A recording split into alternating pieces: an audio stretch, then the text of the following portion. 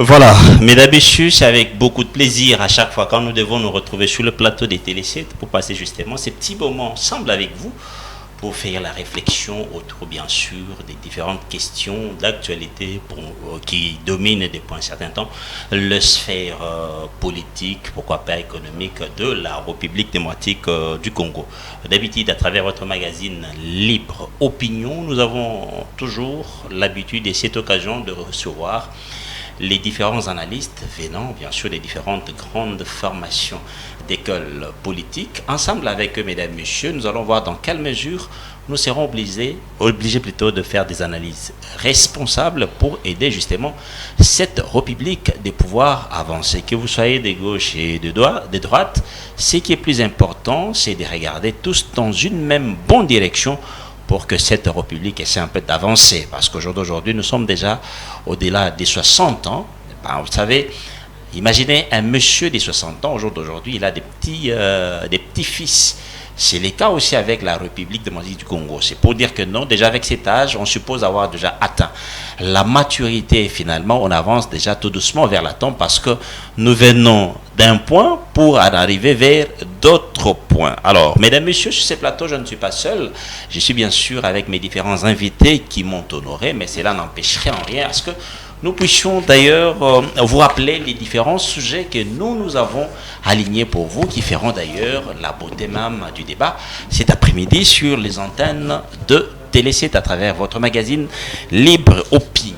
Nous allons parler sur ces sujets, le décortiquer, la République démocratique du Congo et les Togo autour d'une coopération entre ces deux pays pour renforcer de liens, dont l'objectif du président de la République par rapport à son déplacement, M. Antoine Tshisekedi Tshilombo, c'est juste pour aller rencontrer son homologue Faure Gnassingbé, c'était depuis hier, et au jour d'aujourd'hui, nous apprenons qu'il est du côté de Nouakchott. Là, nous sommes en Mauritanie. C'est par rapport également aussi à l'ouverture de la République démocratique du Congo vers d'autres nations pour essayer un peu, tant soit peu, de signer des accords qui vont aider la République par rapport à l'avancement de son agriculture, les commerces, l'éducation ainsi que bien d'autres domaines. Nous allons parler également aussi de cet investissement par cette firme, soit cette entreprise turque, autour de 1,2 milliard de dollars comme coût de financement des travaux d'aménagement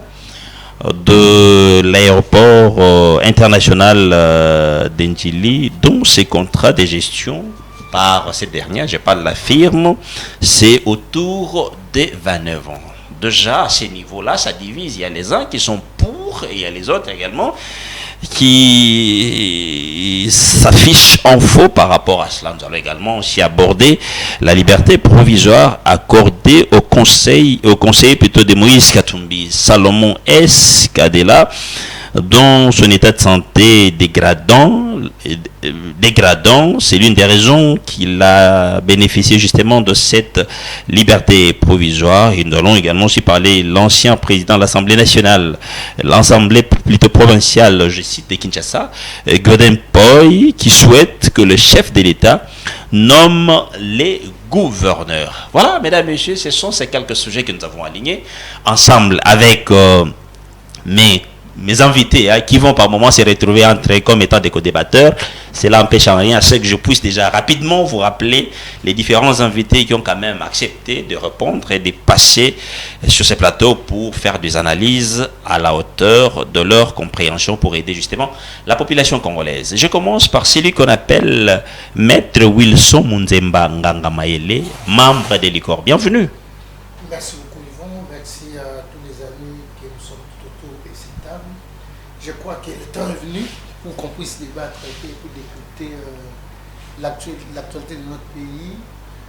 Comme vous l'avez dit, un débat responsable pour plutôt former et non déformer la population, pour ne pas intoxiquer mais désintoxiquer la mauvaise information. Je crois que nous sommes capables tous.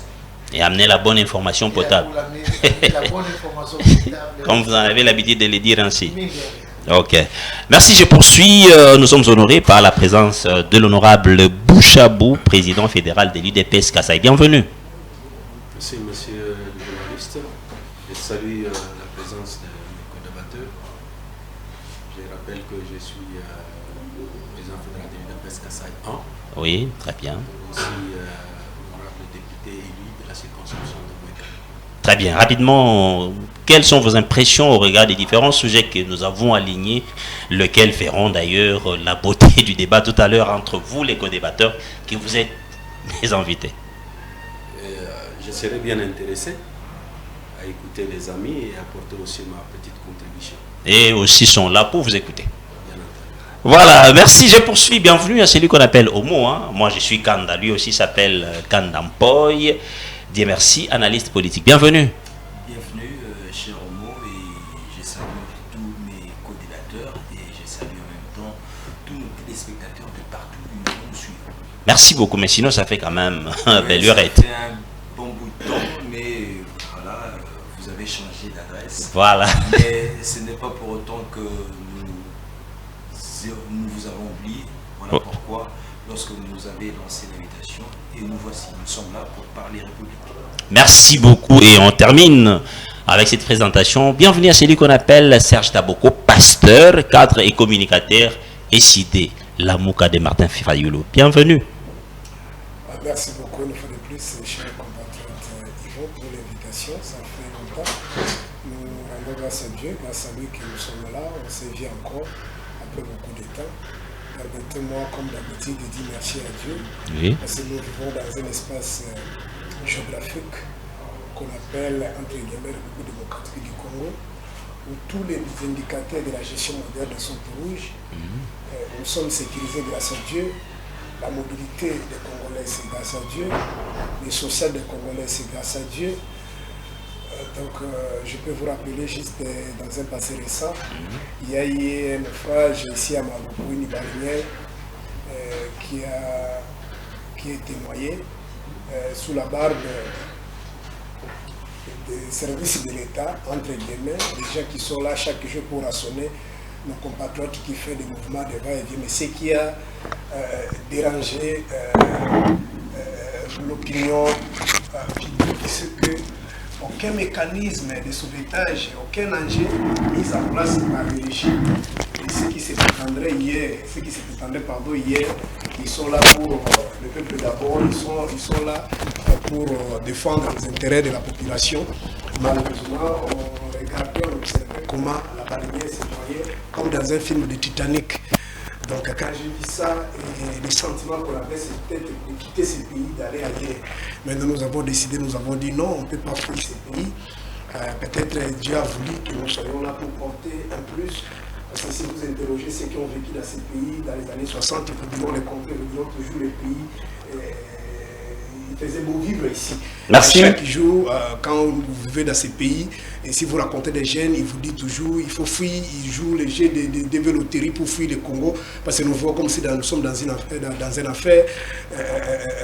Le Congo est devenu la risée du monde. C'est pourquoi ça me donne toujours la force de venir pour défendre, parler Congo et avec toutes les conséquences que vous imaginez. Mais sinon, nous sommes là, je vous remercie. J'ose croire, moi, je salue personne parce que la manière dont le Congo est géré, je crois même la semaine passée, le samedi, on a tué d'autres compatriotes dans la ville de Beni. Il n'y a pas salué ici, nous sommes en train de souffrir. C'est-à-dire, on n'a même pas le droit de se dire ne fût-ce qu'une simple salutation. Comment vous allez saluer? Nous sommes endeuillés, nous sommes sous les balles, vous allez saluer. Même quand il y a deuil, on se parle, on se dit quand même des mots doux, bien qu'on ait traversé par une douleur. Interpeller surtout les amis qui ont choisi les côtés du mal, de les interpeller, de prendre conscience pour que nous puissions sauver notre nation. Merci. Que nous allons passer un bon moment pour l'édification de ceux qui nous suivent. Très bien, allez, je commence avec Honorable Bouchabou. Commençons par ces scoops, balles de chauve. Le masque finisse déjà par tomber. Plusieurs jeunes cadres du PPRD rejoignent la rébellion AFDC aux côtés des Corneille Nangaa de manière officielle. Votre réaction? Bon, de toutes les façons... Non, mais peut toutefois parler. C'est pas un problème. Vous pouvez prendre les micros. Oui, prenez les micros. Oui, prenez les micros. Oui, c'est comme vous venez de le dire. Les masques sont en train de tomber petit à petit. Nous voyons les grandes figures de proue qui étaient avec M. Kabila, qui était au PPRD, en train de rejoindre Nangaa. Ça ne nous étonne pas. Ils sont en train de choisir leur camp. C'est tout ce qu'ils avaient préparé d'il y a belle lurette. Il est nécessaire de dire que... Et qui étaient hier partenaires privilégiés. C'était des partenaires entre guillemets. Parce que dès le départ, nul n'ignore qu'il misait des menaces, qu'il disait que Tshisekedi ne pouvait pas faire longtemps, 6 mois c'était beaucoup pour qu'il le fasse partir. Malheureusement, ils n'ont pas pu comprendre le mode d'opération de M. Tshisekedi. Et 5 ans sont passés, les voilà avec le deuxième mandat. Ils ne peuvent qu'aller à la rébellion, ils ne peuvent qu'aller rejoindre le M23, les parrains, M. Kagame. Nous, ça ne nous surprend pas. Ils ont choisi leur côté. Ils sont les partenaires privilégiés de M23. Ça fait longtemps. Vous savez ce qui s'est passé en 2013, les accords qu'ils avaient dû signer. Et tout ça, c'était juste pour amadouer la population. Vous ne craignez pas que déjà, avec ces mouvements, risque de rendre instable un tout petit peu le deuxième mandat du chef de l'État? Oui, mais de toutes les façons, le chef de l'État... Parce qu'il sera beaucoup plus préoccupé pour trouver solution, justement. Il se bat pour que le pays, enfin, puisse recouvrir son intégralité, son intégrité, voulais-je dire. Il ne dort pas. Eh bien, nous allons voir, c'est comme dit-on, qui vivra verra. L'État reste l'État. Et la population est déjà aux alertes. Et tout le monde, les jeunes gens, eh bien, on s'est dit... on doit tout faire pour que le pays reste indivisible. Merci beaucoup. Omo, rapidement votre réaction par rapport déjà à une information du genre. C'est connu maintenant pratiquement de tout le monde. Les jeunes qu'on a vus, qui étaient déjà un modèle, mais bon, finalement, on traverse sans condition, puis on rejoint l'autre camp, lequel va s'attaquer justement à la République parce qu'ils estiment que la gouvernance de cet État n'est pas bonne sous la gestion de Félix. Merci beaucoup pour la question, cher Omo. Je vous ai toujours dit que, aussi bien, on peut commencer par le M23. Le M23, dans leur ensemble, a commencé par leur parrain, Kagame, qui a des velléités expansionnistes. Si on dit à Kagame aujourd'hui, on va ponctionner une partie de l'espace oriental de la République démocratique du Congo, Kagame va arrêter de soutenir ces poulains du M23. Si on dit de tous les éléments du M23 que dès aujourd'hui, on va faire de vous des officiers et consorts au sein des FARDC, vous n'entendrez plus les bruits des bottes dans l'Est. Si aujourd'hui, Corneille Nangaa, on lui avait laissé exploiter à souhait, de manière alors illicite, les carrières miniers qu'il avait, vous n'entendrez pas parler de l'Alliance Fleuve Congo. Si aujourd'hui, Jean-Jacques Mamba avait été proclamé élu député de la Lukunga, vous ne l'entendrez pas. Donc vous voulez dire que non, tous ces mouvements se créent autour de frustration. Henri Magie aujourd'hui, ce n'est même pas par à la suite des frustrations, non. Déjà quand vous dites que non, si Mamba a été proclamé honorable, des appétits gloutons, c'est à la suite d'un besoin d'un enrichissement insolent et tout ce que vous voulez, tout ce qui va avec. Donc, on vous a toujours dit que ces gens-là ne se sont jamais battus pour la République. Félix Tshisekedi a un fardeau, et un très lourd fardeau. C'est qu'il a hérité d'un pays sans dessus-dessous. Il a hérité d'une armée... mais on vous dit que non, Kabila a laissé 2 millions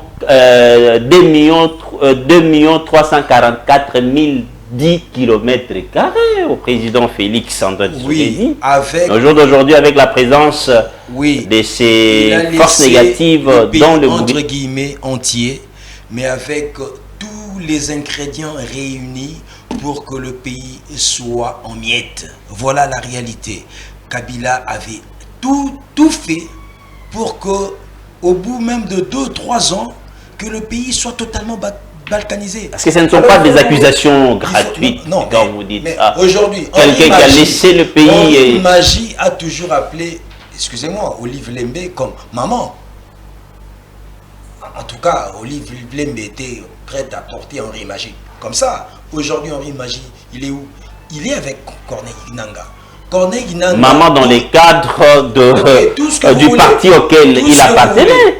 D'où est venu Nanga? Nanga, quand bien même on pouvait vous dire qu'il était de Nanga, ancien président de la confession religieuse, machin. Nanga était un peu perdien. Donc, tout compte fait, tout cela que vous voyez, Alliance Fleuve Congo, M23 et tout le reste, ils sont quelque part en intelligence avec le régime précédent. Donc aujourd'hui, il faut louer les efforts inlassables de Félix Tshisekedi pour que la paix, en tout cas la paix, revienne dans la partie orientale. Mais ce n'est pas facile. Moi, je peux vous dire que, en tout cas, c'est très difficile pour que l'Est du pays soit totalement pacifié en moins de 10 ans. Non, parce que l'infiltration est à son comble. L'infiltration est à son comble, je vous dis. Même les petits que vous voyez peut-être vendre quelque part ici, dans les rues de Kinshasa, c'est un pro M23. Oh là là. C'est tout le problème que nous avons. Et cela avait été bien concocté par le régime précédent. Merci beaucoup. Pasteur Serge, rapidement, votre réaction par rapport à cette information, comment allez-vous réagir?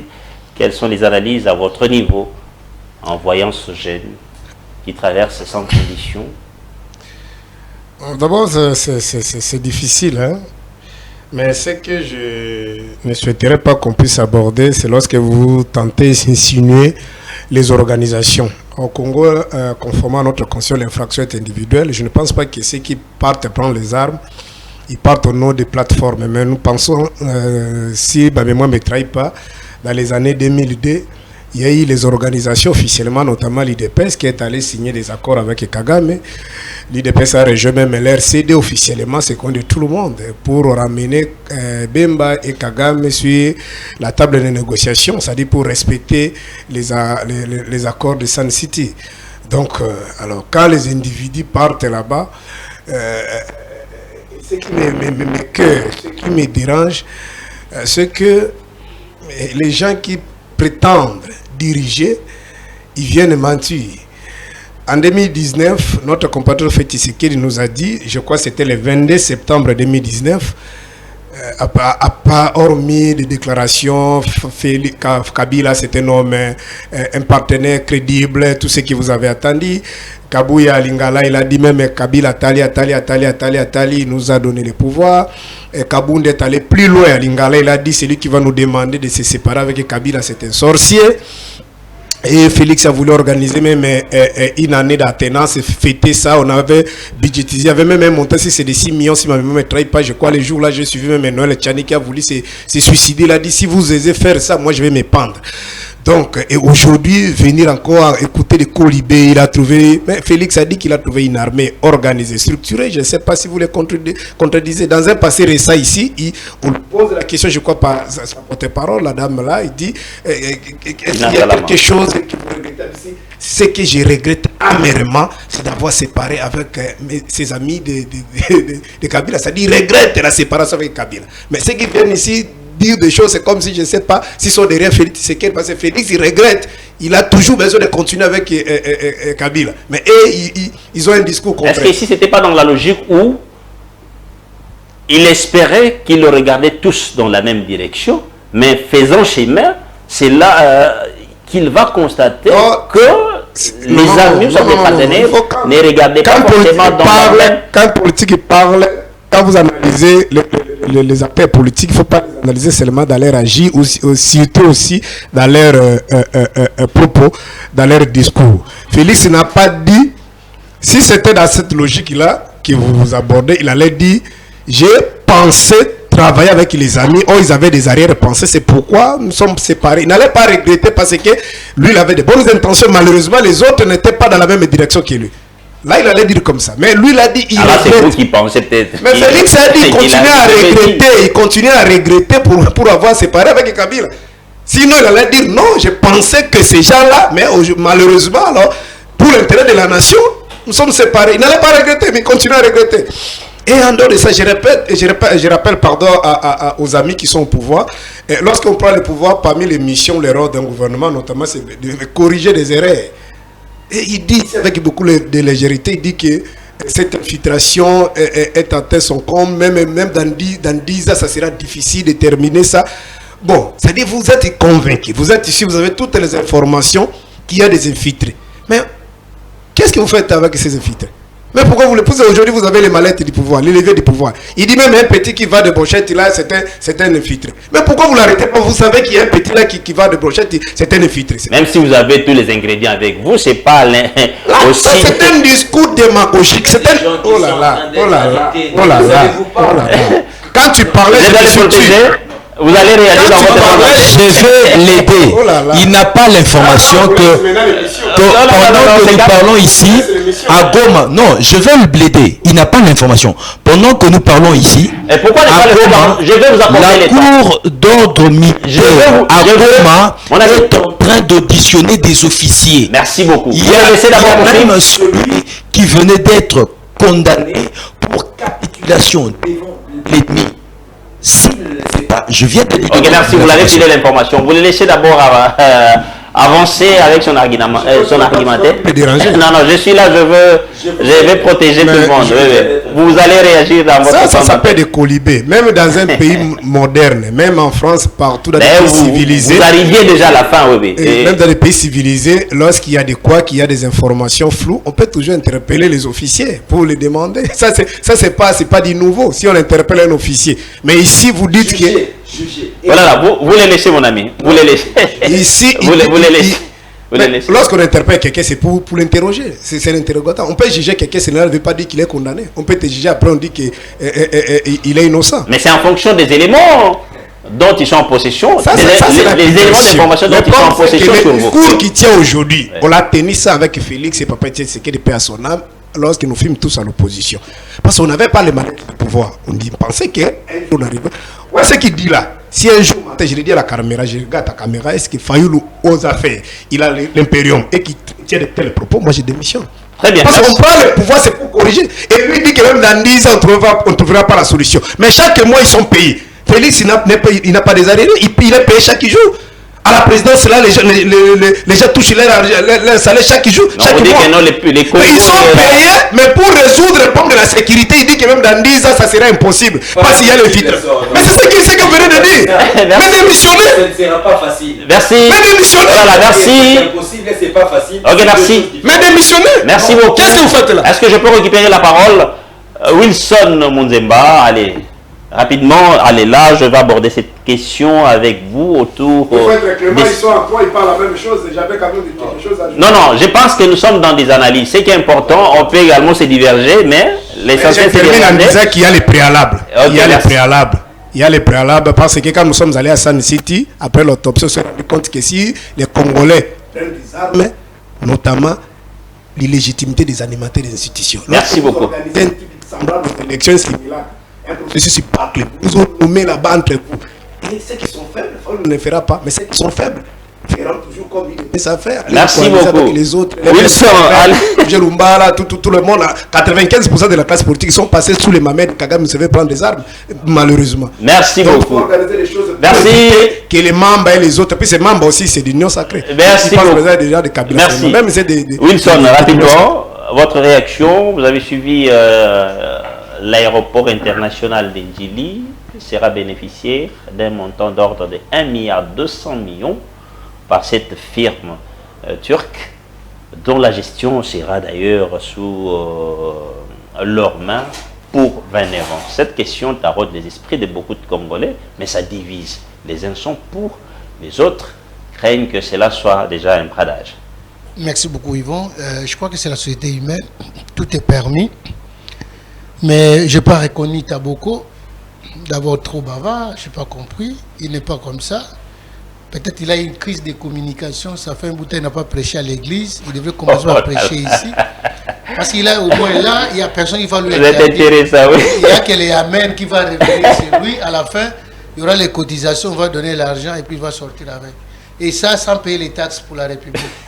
Et là, il ne voit rien. Mais ici, nous sommes sur un plateau. Oui, justement. Où on peut à chaque occasion l'intercepter. Oui, et réagir. C'est ce que je ne comprends pas. C'est pour cela que je vais lui interpeller déjà, qu'il laisse le temps aux autres aussi de parler. S'il savait qu'il se sentait mal à l'aise entre 3 personnes, mais je crois que les opinions diffèrent et les terminologies diffèrent. Donc, ce n'est pas pour la première fois qu'ils se sentent à l'aise. Il n'y a personne qui va l'arrêter. Depuis que Félix Tshisekedi est président de la République, dites-moi combien d'opposants qui sont arrêtés à cause de leur opinion. Il n'y en a pas. Jean-Félix a été enlevé hier. Disait il a été libéré après. On parle de l'interpellation. Il a été interpellé. Qu'est-ce qu'il a fait dans un état de droit, il n'interpelle pas comme ça. On envoie une convocation. On va aborder la question. Oui. L'état de droit qu'ils vont mettre sur cette terre sera où chacun peut dire n'importe quoi et si n'importe qui. On ne peut pas, ne fût-ce qu'interpeller. Je n'ai pas dit arrêter Taboko. Je parle très bien. Interpeller quelqu'un, c'est avoir le temps de l'écouter, de l'entendre. Oh là là. C'est que vous avez. Il y a un problème. Auprès de l'autre. Je réponds sur la question. Je comprends dans l'état où il se trouve. Il a peur. En fait, il sait ce qu'il va en avoir sur ces plateaux. Et s'il ne sera pas fort de sortir d'ici, peut-être il va tomber 5 ans. Bon, de toute façon, nous sommes dans des analyses. Oui. Voilà. Aujourd'hui, au-dessus de nous tous. Si la République a voulu au fait qu'on matérialise la modernisation de l'aéroport international d'Ndjili, je crois que Kabila a laissé ce projet-là dans les frigos. Je me rappelle, je crois que Makila qui était encore ministre. Mais il y a également ça, beaucoup de millions qui ont été versés. Il y a eu beaucoup d'argent qui était versé jusqu'à aujourd'hui. On ne peut pas demander. Si vous demandez, c'est l'acharnement. Donc ici au Congo, on ne peut pas demander, même si quelqu'un a détourné, même si quelqu'un a utilisé autrement le moyen mis à sa place pour aider la République, et cette personne n'est pas obligée absolument de répondre à cela. Ça, c'est déjà un problème. Et c'est là où vous sentez que même une interpellation fait peur aux gens parce qu'il sait qu'il doit se justifier. Or, dans un état de droit voulu par nous tous et que nous souhaitons à tout moment, c'est un état qui veut que chacun soit à l'aise de là où il se trouve. Si aujourd'hui l'État congolais en a décidé ainsi, moi je crois que c'est le grand moment qu'il fallait. Aujourd'hui, vous arrivez dans un État comme le Nigeria, le Kenya, vous allez trouver des aéroports modulaires.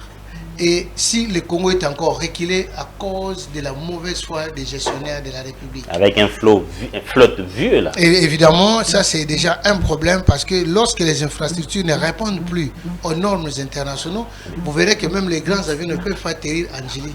Et aujourd'hui, si au moins les Sénégalais nous donnent encore grâce d'avoir un chef de l'État responsable qui comprend au moins les besoins de la population, qui leur répond, je sais qu'il ne veut pas répondre à 100%, mais qu'il répond au moins à 20-30%, parce qu'il y aura la continuité de l'État, et je crois qu'il est grand temps que nous puissions l'accompagner. Par rapport au montant, je crois que ce qui est évident, l'aéroport de Ndjili est vétuste. Ça ne répond plus aux normes internationales. Bon, les montants ne dérangent pas trop, mais les venins vont là. Ces contrats-là autour des venins. Attends. Il y a un problème. Un contrat amphithéose, ce n'est pas un contrat qu'on construit quelque chose de 2 ans, 3 ans. Il n'y en a pas sur cette terre. Dites-moi avec quelle logique de droit qu'aujourd'hui on peut dire qu'on va faire un contrat de 5 ans, 10 ans. Le palais du peuple que nous tous nous aimons, que nous adorons aujourd'hui. Vous savez, c'est un contrat de combien d'années que les Chinois ont géré le palais du peuple. Mais les Congolais craignent, parce qu'on en a vu de contrats qu'on a signé à cette époque-là, je sais que Taboko n'était pas à Kinshasa, il était encore au village. Probabilité ferait qu'il ne connaît pas le nombre d'années que les Chinois ont géré le palais du peuple. Le palais du peuple qu'il adore, qu'il aime beaucoup pour être demain auprès des mains député national. Et s'il y a un contrat de sous-traitance ou de sous-gestion dans ce sens-là, je crois que l'État a eu toutes les dispositions possibles pour avoir un dispositif par rapport à cela. Qu'est-ce qu'il y aura après la construction? Il y aura une période d'entretien, il y aura une période de maintenance. Et tout ça, je crois que c'est la nouvelle technologie. Ce n'est pas du jour au lendemain, même France que vous adorez, Paris n'était pas construit en un jour. Ce n'est pas ça. C'est ça que moi je ne comprends pas les Congolais. Les Congolais ne veulent pas les projets à long terme. Boukalelo, Lambalelo. Là, ils sont très contents. Ils quittent l'Équateur, ils se retrouvent à... Est-ce que ce n'est pas par rapport à tous les autres contrats précédents signés? S'il vous plaît, il y a un problème. Il y a un problème. Vous signez les contrats, mais Makila est parti, pose la question, où est passé l'argent? Kabila est parti, Kabila n'est pas encore bon. Il est là. Mais ici, que vous interpellez Kabila aujourd'hui, au parquet général, à la cour constitutionnelle, ou bien au parquet général, ici à Matete, ici. Mais vous verrez que tout le monde va monter le prénom. Et même les tabous qui sont les colistés de Kabila, ils vont venir au plateau ici pour dire que Kabila est mal à l'aise. Imaginez. On ne veut jamais demander la gestion. Même aujourd'hui, ceux qui sont au pouvoir, vous interpellez seulement un ministre pour lui dire, monsieur, viens nous expliquer les dépenses faites par rapport à ça. Ah non, il y a l'acharnement. Merci. C'est là où je pose la question. Nous voulons quel type d'État? Et moi, en tant que patriote, moi je crois qu'il est temps qu'on puisse mettre à l'ordre du jour la modernisation de l'aéroport de Ndjili. Ça fait la honte. Qu'on arrête. L'argent, on dit toujours le Congo a l'argent, mais en réalité l'argent n'est pas là. Nous le sentons. Chacun de nous pose la question si quelqu'un peut se retrouver avec 20 000 francs sans dépense aujourd'hui. Il n'y en a pas. D'abord, on va pleurnicher ici, on va dire je n'enseigne plus, je ne vais plus à l'église, il n'y a plus les mabonza. Donc c'est un problème. Merci. Honorable Bouchabou, Monsieur Escadela, le conseiller spécial du président Moïse Katumbi, maintenant il est bénéficiaire de la liberté provisoire par rapport à son état de santé. Or, cette liberté était sollicitée il y a cela beaucoup de temps, autant de fois, et finalement, aujourd'hui, on a fini quand même par lui accorder. Vous avez quelle réaction? Parce qu'il y a diverses langues autour d'ailleurs de cette liberté. Je voulais d'abord revenir sur cette affaire de millions. Waouh. Vous savez que nous, on n'a pas d'aéroport international digne. Prenez le temps de voir Mayama ici à côté. Prenez le temps de voir l'aéroport de Libreville. Et je me rappelle, Maya, le financement, c'était autour de 10 millions. Après que les nôtres soient bénéficiaires, je ne sais pas moi, c'est regrettable dans ces pays. Mais quand vous devez, en termes comparatifs, c'est très regrettable. C'est la nuit et les jours. Tout ce que l'on pose comme bien, les amis voient ça comme mal. Bon, en fait, nous comprenons, parce qu'il y a un adage qui dit, quand on n'aime pas son chien, on l'acquise des rages. Ça voudrait dire quoi dans ces contextes? Mais les chiens aboient, la caravane passe. Qu'est-ce que vous voulez? Vous croyez que l'aéroport international d'Éthiopie, oui, c'est avec l'argent des Éthiopiens? Peu importe le temps que cela a pris ou le contenu des différents contrats. Parce que ce n'est pas une seule firme qui a construit l'aéroport international d'Éthiopie. Oui. Plusieurs compagnies. Les Congolais ne s'opposent pas par rapport à ces financements, mais la crainte ici, c'est par rapport à ces contrats autour de 29 ans. Mais vous ne savez pas combien de temps cela a pris. Qu'est-ce que vous voulez? Qu'on améliore ou qu'on croise les bras? Il y a eu des financements, le co-débatteur vient de le dire. Et l'argent est parti. C'est comme il venait de le dire. Si on essaye de mettre un peu le doigt là-dedans, c'est l'acharnement. Et quand il s'agit, pour revenir à votre question, sur le relax ou la liberté accordée à notre... mais c'est ça l'état de droit. Ce n'est pas un acharnement. Il a été arrêté pour des motifs bien précis. Dès lors que l'instruction est en cours, la justice est libre de voir dans quelle mesure le relaxer ou le retenir encore. Si on dit souvent c'est comme ça, ben si c'est déjà à cause de son état de santé, ben, il n'a qu'à aller refaire sa santé et revenir quand la justice aura encore besoin de lui. Et si réellement on a trouvé que le fait lui reprocher, ça ne convient pas de les retenir encore dans les geôles, dans les 4 murs, ben, la justice fait ce qu'elle peut faire. Nous, on n'a pas à nous interposer pourquoi on l'a relaxé, pourquoi il est libre aujourd'hui. Mais c'est ça l'état de droit. Malheureusement, on les relaxe aujourd'hui, demain il va aboyer. Mais ils doivent être sincères.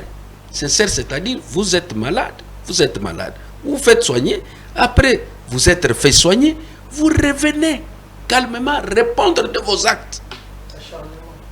Malheureusement, nos amis ne veulent pas répondre de leurs actes.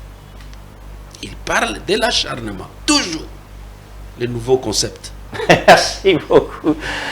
Mon ami Kanda, vous avez suivi les présidents, anciens présidents provincial de Kinshasa, Godem Mpoyi, je cite son nom, qui souhaite à ce que le chef de l'État passe par la domination des gouverneurs, qu'on essaie un peu de revoir notre constitution et puis qu'on a interrogé justement les constitutionnalistes pour voir l'une des dispositions, laquelle on peut juste ouvrir une petite fenêtre et donner l'occasion au président de la République pour nommer les gouverneurs. Vous partagez quand même aussi cet avis, ou bien vous restez dans la logique de notre constitution qui demande à ce qu'on organise des élections à tous les niveaux possibles?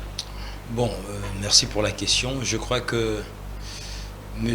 Godem Mpoyi n'a pas vraiment de leçon à donner à qui que ce soit. Est-ce que ça c'est une leçon ou bien c'est juste une analyse à haute voix sur la place publique? Non, moi je crois que le connaissant, il prétend qu'il peut encore donner des leçons à qui que ce soit dans ce pays.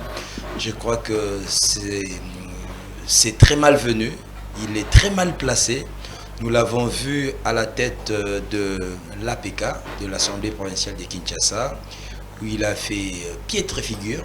En tout cas, il a été aux côtés de Jean-Tini Ngobila pendant pratiquement tous les ans.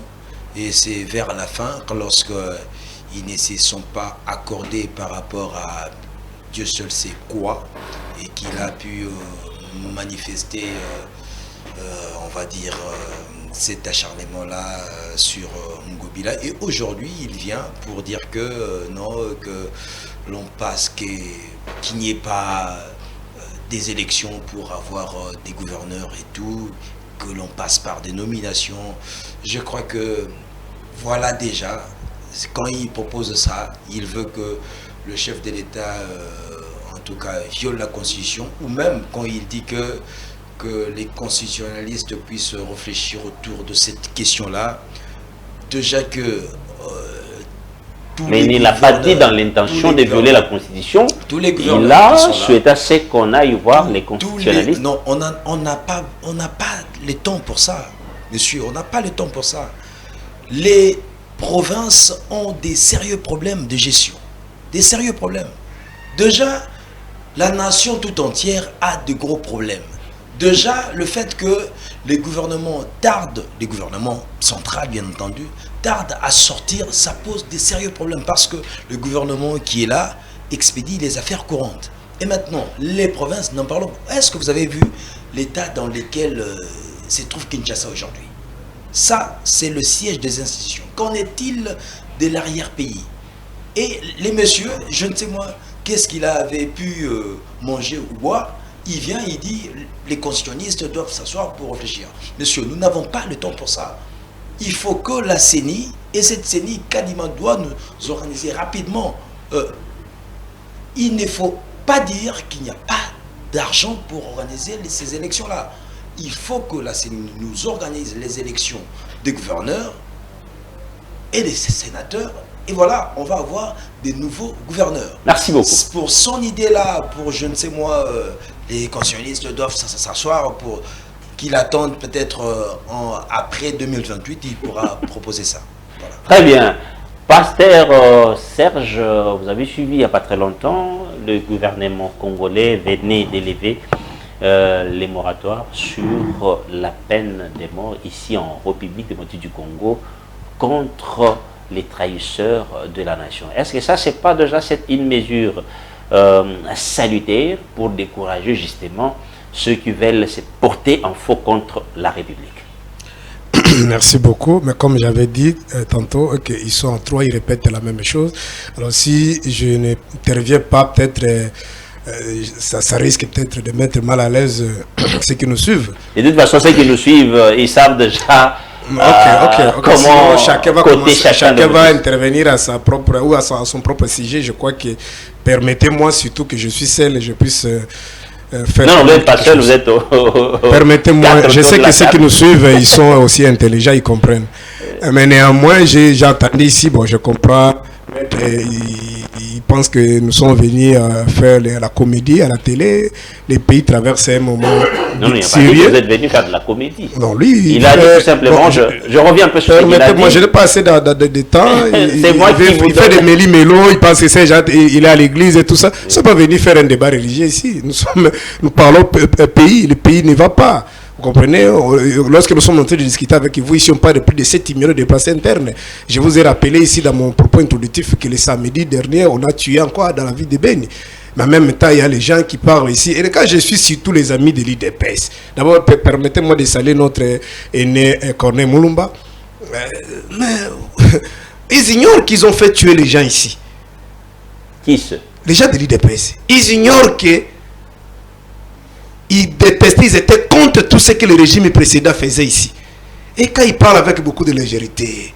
Bon, d'abord, je dis ici, je rappelle à mes amis que Félix, parce que quand il prenait la parole, il disait, bon, quand on va interpeller, on va dire l'acharnement. Félix, quand il a pris le pouvoir, il nous a dit en 2019, je crois qu'il a dit ça ici, et même sitôt devant, je crois à Londres, si ma mémoire ne me trahit pas, moi j'ai beaucoup de choses à faire dans un média international. J'ai beaucoup de choses à faire, je n'ai pas l'état de finir dans le passé. Et si vous comprenez la question, la démarche des journalistes, c'est par rapport à tout le méfait, tout ce que le régime passait. Non. Est-ce que ce n'était pas dans la logique de pouvoir un peu décrisper peut-être la situation? Moi, je dis qu'ils sont toujours en contradiction avec Félix. Félix, il dit lui n'a pas l'état de finir dans le passé. Mais eux, ils viennent ici, si on touche, on dit... Mais non, c'est par rapport de voir certains actes, quand ces actes sont posés de manière... C'est pas un débat contradictoire avec qui, mais je... Non, c'est-à-dire ce sont des précisions qui sont également aussi importantes pour que... Mais moi, j'ai entendu Félix dire qu'il n'a pas l'état de finir dans le passé. Or, ce qu'on nous a appris dans l'administration, lorsque vous avez des responsabilités, la première chose, la première démarche, c'est qu'on fait ce qu'on appelle l'état des lieux. Vous avez l'idée si l'actif, le passif, ça vous donne quand même les éléments pour projeter. Mais quand on a la gestion d'un État, on dit on n'a pas l'état de finir dans le passé. Mais comment? Puisqu'il y avait aussi des accords flous. Albert Youma est passé dans un média sérieux ici pour dire que nous avons bradé nos minéraux. Mais quand vous avez le pouvoir, vous dites que vous n'avez pas l'état de finir dans le passé. Qu'est-ce que vous voulez dire? Parce qu'il y avait des choses floues. J'ai entendu encore ici. Il dit quand on arrêtait, mais on a arrêté, monsieur. Je rappelle à l'honorable, c'est qu'il y a l'article 18 de notre Constitution. Toute personne arrêtée doit être immédiatement informée du sujet pour lequel il est interpellé. Oui. Mais ça ce n'est pas le cas pour votre régime. Est-ce que vous pouvez m'expliquer comment Mike Mouké va se retrouver en prison? Le monsieur que vous citez ici, les collaborateurs de Katoum, nous aura appris que c'était la détention illégale des ports d'armes. Mais nous avons appris aussi, Mata Tampon nous dit que non, c'était son arme. Et après, c'est pour la première fois. Mais le dossier n'est pas encore clore. Pour la première fois, plutôt, oui. Dans ma vie, j'ai vu, je crois, les chefs de sécurité faire un point de presse. Je n'ai jamais vu ça, même sous le régime Mobutu. Faire un point de presse. On l'a vu avec les numéros contacts, tout ça avec les ennemis. Et on vous dit qu'il est malade, vous prenez ça à la légèreté. Bon, c'est juste une démarche politique. C'est pour affaiblir ceux qui ne sont pas avec eux. Parce que le problème, c'est la cible, c'était Katoum. Ah, il faut l'affaiblir. La cible, c'est Fayou, il faut l'affaiblir. Parce qu'il il dérangeait le régime? Est-ce que vous savez les déclarations de chefs de sécurité? Il est en connivence avec des ennemis, c'est-à-dire avec l'M23. Ils ont retrouvé même le numéro, si c'est des généraux, des Rwandais dans son téléphone. Mais vous imaginez, c'est grave. Mais c'est toujours dans la même période là qu'on a enlevé notre aîné Franck Diop. Et les autres, vous savez... C'est pour dire que nous, on n'a pas relâché les messieurs. Les messieurs et... Permettez-moi d'entrer dans ce qui est important, la question que vous m'avez posée par rapport... Oui, rapidement, oui. Parce que enlever du moratoire. Nous disons sans embâche, c'est une démarche politique. Mais c'est fait ce que de ses amis, ils veulent imposer la dictature. Parce que c'est le même schéma qui Mobutu a fait en 1966. Je suis étonné de voir un gouvernement qui a suivi des affaires courantes.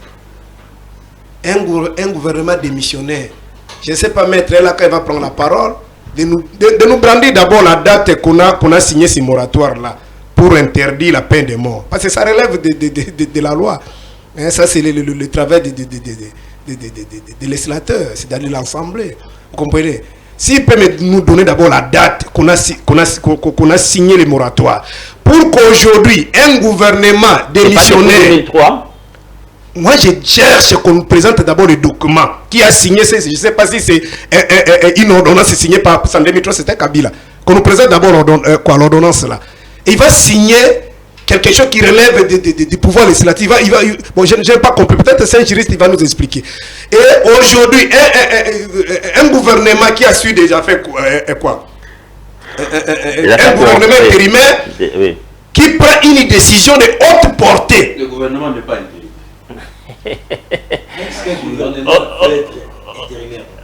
Honorable, vous les laissez, vous allez... Permettez-moi.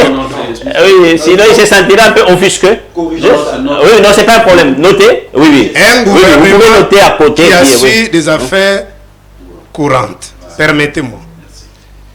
Un gouvernement intérimaire. Parce que... ça n'existe pas. Vous allez corriger. Vous allez corriger dans votre temps. En français, ça n'existe pas. Ok, très bien. Vous allez corriger dans votre temps d'antenne. Des millions de personnes qui nous sont. Effectivement. Nous sommes en direct, on nous suit. Et les téléspectateurs aiment bien bénéficier quand même de la bonne information. Raison, hein, tu peux être très intelligent que moi, mais je sais que... Je vous en prie. Il n'y a pas cette prétention. Ici, on se complète. Oui. Lorsque... Permettez-moi, monsieur. Permettez-moi d'avancer. Honorable, citez déjà, citez, oui. Lorsque le titulaire n'est pas là, celui qui fait ce travail, on l'appelle intérimaire. Non, le titulaire est là. Mais ils sont là, tous les ministres, tous les membres du gouvernement sont là. Si ma mémoire ne me trahit pas, le Premier ministre est allé déposer la démission auprès du chef de l'État. C'est-à-dire que le gouvernement n'existe plus. Vous comprenez? Le gouvernement n'existe plus. Est-ce qu'on peut se comprendre? Non. Bon, permettez-moi, monsieur. Nous risquons maintenant, nous risquerons plutôt de basculer dans un autre débat. De parler, quand vous aurez la parole, vous allez contredire la population, vous voulez me déranger. Allez, donc, ces gens-là ne peuvent pas prendre les risques. Merci. De venir nous imposer quelque chose. Non, c'est très important. Oui. La démarche, elle est politique.